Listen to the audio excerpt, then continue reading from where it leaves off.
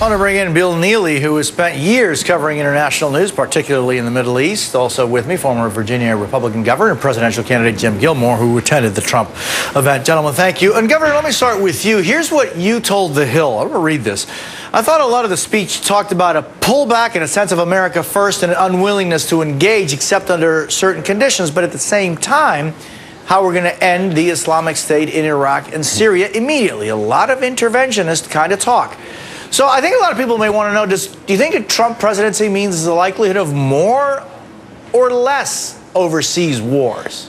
Well, you know, Jose, I've put a lot of thought into this overnight and read the notes, and I was there and present at the invitation of the Center for the National Interest because of the years I've spent in foreign policy. This is what I think. I think the speech was actually very good.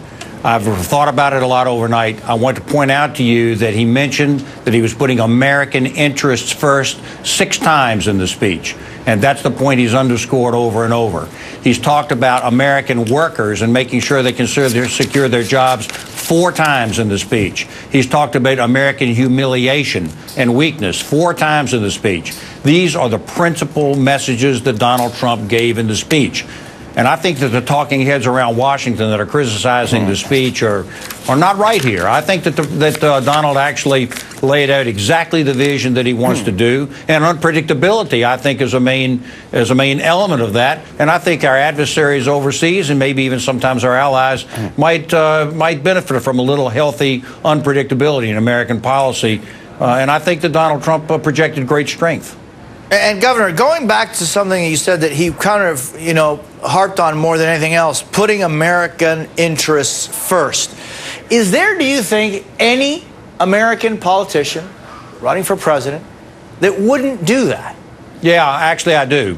I think that if you look at the last 8 years of the Obama administration, there are many Americans, most Americans possibly, who believe that the president has a particular philosophy. And that philosophy is that if we accommodate other people, that somehow America will be better off. I think that the people of the United States are rejecting that, and I think Donald Trump is speaking to that concern very decisively. And that's what, after thinking about it and reviewing my notes overnight, that's where I come away from. I think that Donald Trump is actually speaking within his campaign themes to the concerns and the humiliations and the insecurity that American workers have and that Americans have with the rise of Islamic terrorism, the rise of Russia and China. And frankly, people who talk about his lack of specificity didn't hear the speech. Actually, there was a lot of specificity in the speech.